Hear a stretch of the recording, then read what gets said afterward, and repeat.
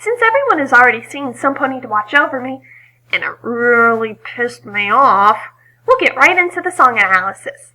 Almost immediately, you see cinematography reminiscent of Heart Strong as Horses, preparing the audience for another catchy tune that will get stuck in your head for the next week. So this is going to be a great example of play with music. Depending on how songs are used, it is classified in certain bodies of works, such as Wait, no more time for musical analysis! Angry Rant is coming! Holy crap, Desert Storm! What are you doing here? I have angry Applejack feels!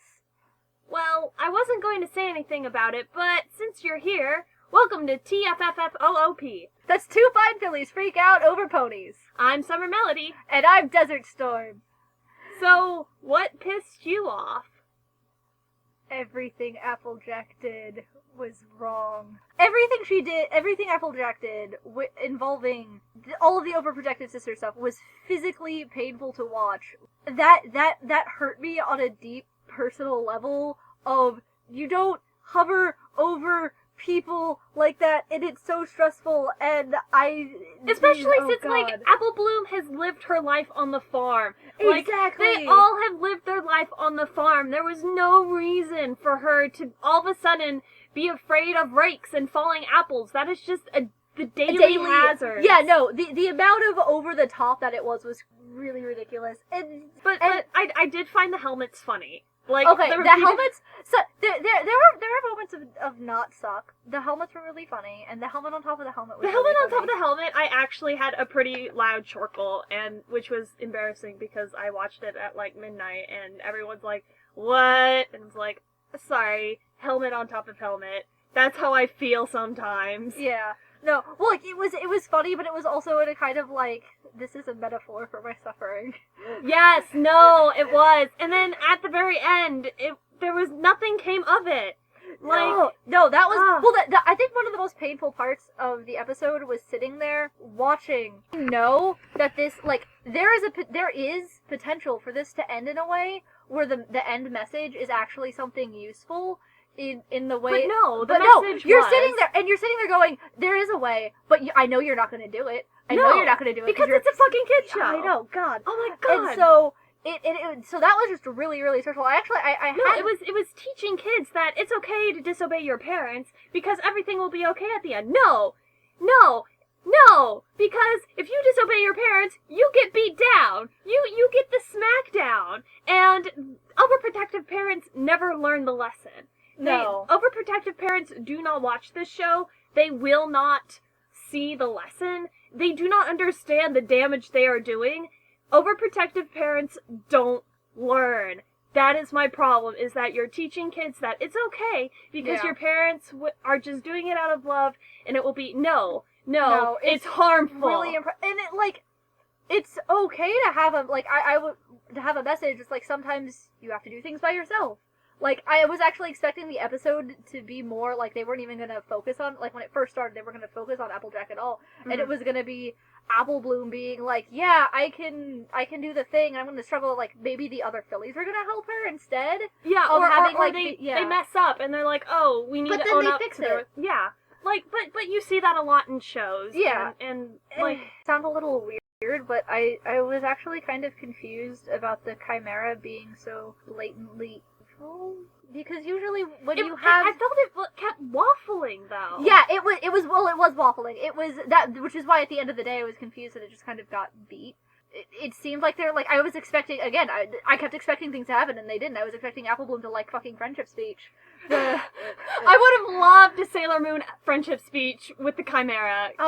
Like, there were so many moments where I thought, oh, and now she's gonna solve the problem with the power of friendship. The power of friendship! The magic of friendship! The magic of friendship! What a concept! It's almost like it's in the title of the show. What? Really? No, that didn't happen. Because usually when you have sentient, not pony things, like, there's the difference between, well, even when you have non-sentient ones, Fluttershy comes along and punches you in the face. I don't know, I just feel like usually when they're sentient, they explore the sympathy a little better, instead of having, like, the framing at least is done in an artful way where even if they do wind up being bad, it's still... Yeah. Kind of like Seabreeze, like, in 2 episodes ago.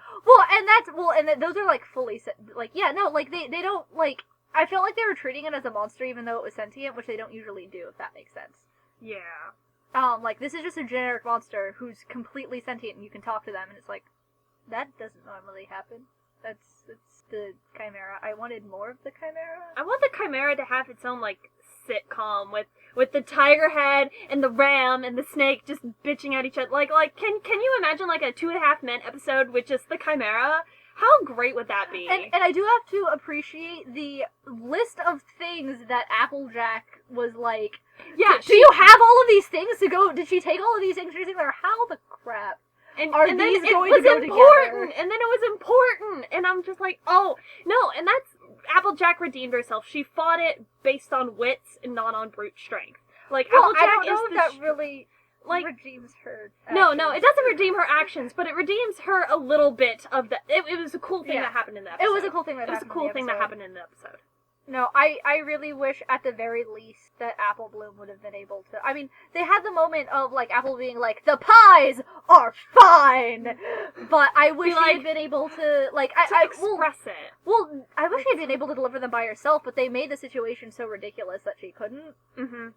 Like as soon as I saw how, I was like, okay, but you really should have just had her be able to deliver them to prove the point of it's okay.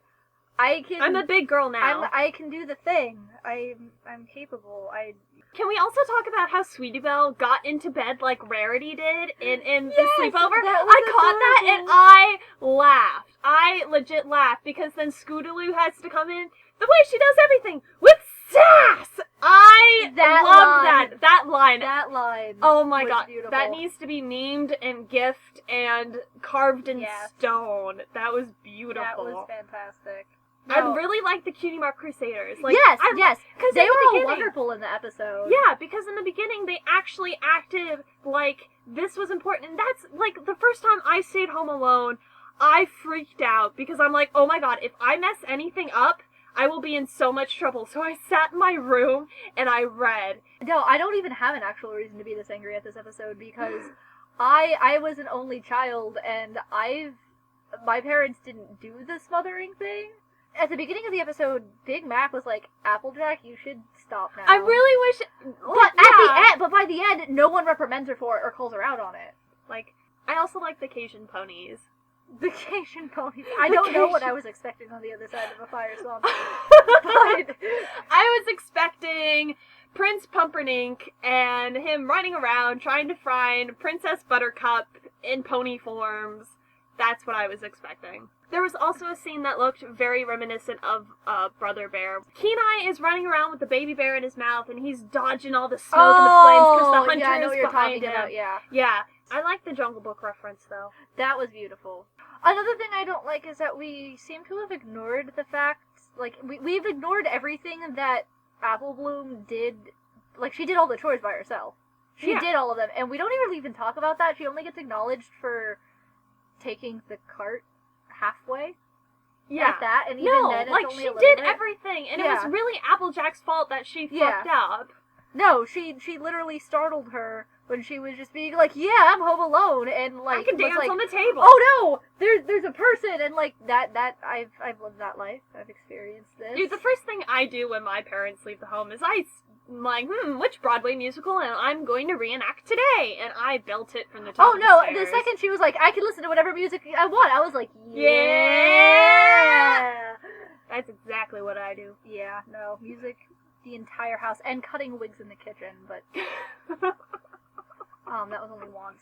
Also, like, would I be off saying that was kind of out of character? Whenever it comes to Applejack's family, she really fucks up. Like, when she was in charge of planning her family reunion, she was over management, and she's like, oh, everyone has to do everything at this time. That is a consistent thing. Okay, there's that. Have the Phillies been in more ridiculous situations? Oh, I mean, not more ridiculous than the end there, but like, I'm sure they've handled shit that's more so than household chores by themselves. No, but I think that's the first time Apple Bloom has, like, come up against an actual mythical creature. Oh yeah, no, in that moment, yes. Yeah. No, it's the only time that has happened, but I just mean, like, no, because the three of them ran off to the Crystal Empire by accident with Spike when he was pet sitting. There we go. There we I just go. feel like there are examples of times before that where they've like done stupider shit. That they've done stupider shit. So like there is the proof that she can handle herself by herself. Like that was and they're alone in practically every episode. Like seriously, Applejack isn't even in Heartstrong's Horses, and that was like. Even though that was Scootaloo's episode, all three of them were in it together, alone, except for maybe Rainbow Dash. And Rainbow Dash I wouldn't consider the best role model / babysitter, just saying. No, Rainbow Dash is a wonderful pony, but sometimes I would not hire her to babysit my She's children. good at what she does. She is. She's a wonderful flyer. She doesn't do certain other things very well, and that's okay. We all have our talents. Yes. And I'm glad I do not have a babysitting cutie mark. Oh, God. That would be awful. Well, I guess it wouldn't be awful for you if that was your cutie mark. I mean, you would be happy about it. That would be your talent, and kudos to you. More power to you. Better you than me. So, this has been TFFFOOP. That's Two Fine Fillies Freak Out Over Ponies. I'm Summer Melody. And I'm Desert Storm.